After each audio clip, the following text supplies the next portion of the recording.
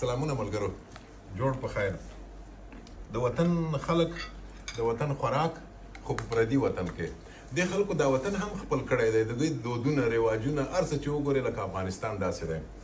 العین دی، د عربي متحدو اماراتو په العین کې یو.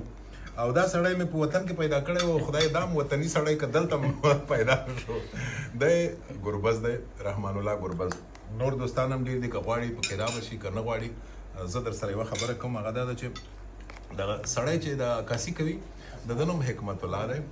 او دې حکمت الله راته ویلي و چې یوازې جیواری دی، ګډلی می ګډلی. ارسه په خپله لهجه به وغږېږي، خطي یاد و، رسمیات خلوص دي. نو په دې صبح دا اجازه مې زوم ته ورکوي چې په د خپله لهجه وغږېږي.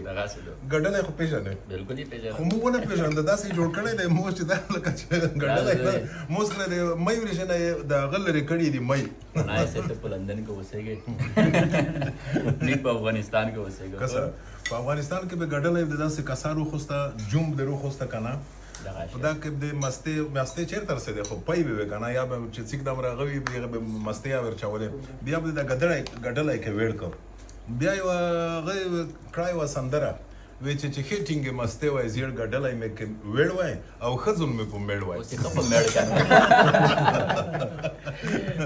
بس ملګري زیم خالي دی ګربز سره نه را خوان ډېر شو، ځکه چې دا طبیعتي سړی دی. څه به نه پوهېږم څومره پېژنئ، خدای چې نږدې نه ورسره بلد شوې ډېر طبیعتي دی. که هسې میک سره طبیعتي یې، بل چا ته به ځان چې په کار نه طبیعتي یم ټولو سره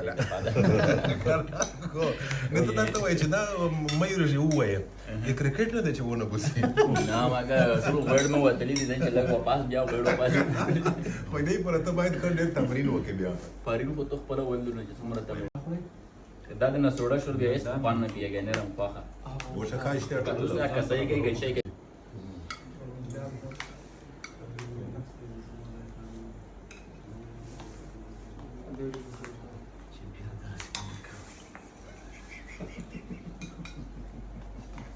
پټ جامې باندې پټ جامې باندې کبیره